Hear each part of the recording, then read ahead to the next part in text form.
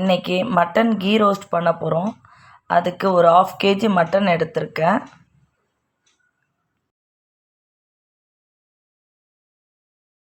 எல்லாம் சின்ன சின்ன பீஸாக கட் பண்ணிக்கிறேன். இந்த சைஸில்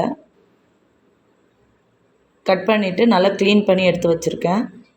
இதை இப்போ நம்ம குக்கரில் போட்டு ஒரு 5லேருந்து 6 விசில் விட்டு எடுத்துக்கலாம்.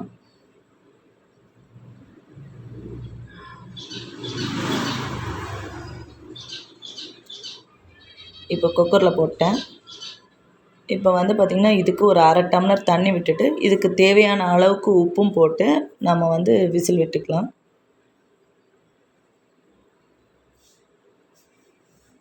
ஒரு 5லேருந்து 6 விசில் விட்டு எடுத்துகிட்டு வந்துடுறேன்.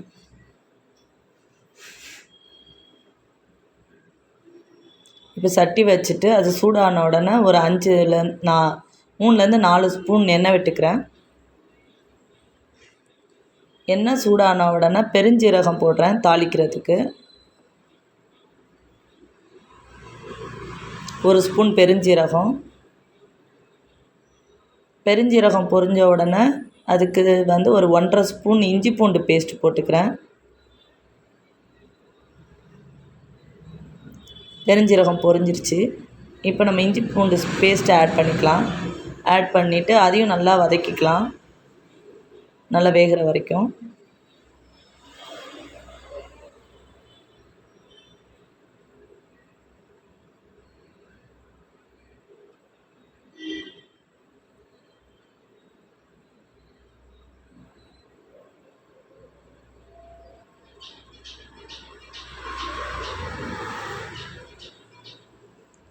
இப்போது வெங்காயம் பெரிய வெங்காயம் நான் ஒரு 1.5 வெங்காயம் நான் எடுத்து வச்சுருக்கேன். அதை நல்லா மெலிசாக கட் பண்ணி வச்சுருக்கேன்.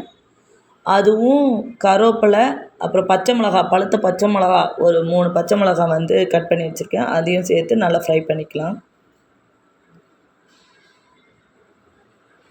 இப்போது வெங்காயம் பார்த்திங்கன்னா கண்ணாடி மாதிரி வர வரைக்கும் நல்லா வதக்கிக்கலாம்.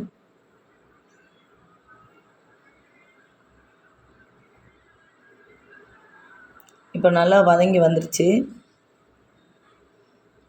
இப்போது மட்டன் ஆட் பண்ணிக்கலாம்.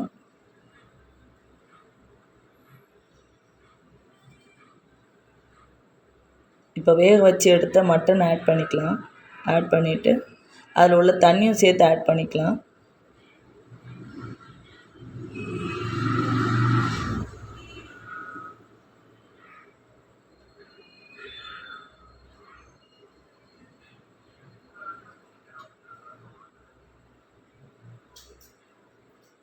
இப்போ இதை ஒரு கிண்டி விட்டுக்கலாம்.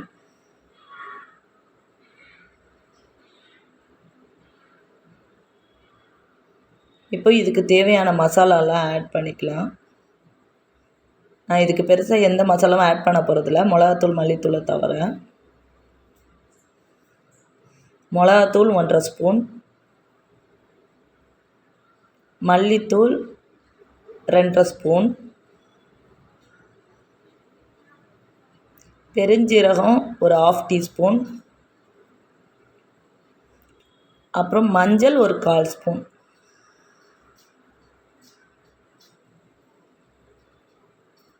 இப்போ எல்லாம் எல்லாத்துலேயும் ஸ்ப்ரெட் ஆகிற அளவுக்கு நல்லா மிக்ஸ் பண்ணி விட்டுக்கலாம்.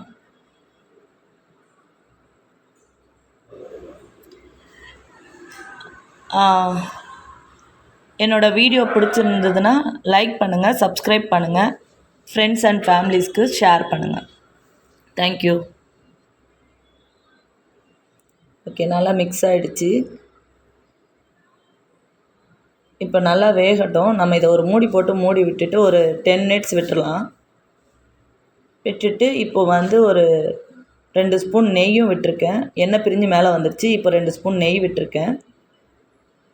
இப்போது நல்லா தண்ணி நல்லா வற்றி வரட்டும். திரும்ப நம்ம மூடி போட்டு ஒரு 10 நிமிஷம் வேக விட்டுடலாம்.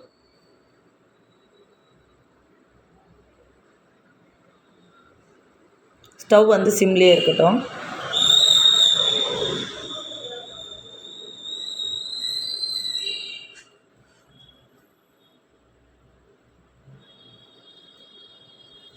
நல்லா 4 பக்கமும் நல்லா மிக்ஸ் பண்ணி விட்டுடலாம். விட்டுட்டு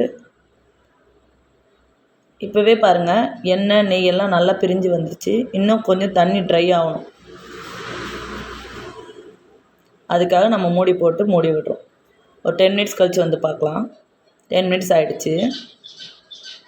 இப்போ பாருங்கள் நல்லா நெய்யெல்லாம் மேலே பிரிஞ்சு வந்திருக்கு. எண்ணெய் நெய் எல்லாமே. இதை ஒரு கிண்டி விடலாம். நல்லா தண்ணி ட்ரை ஆகிடுச்சு. இதை ஒரு கிண்டி விட்டுட்டு ஸ்டவ் ஆஃப் பண்ணிக்கலாம். இது மண் சட்டின்றனால இன்னும் கொஞ்சம் கூட தண்ணி உரியும். ஆனால் நம்ம இந்த ஸ்டேஜில் ஆஃப் பண்ணால் தான் கரெக்டாக இருக்கும்.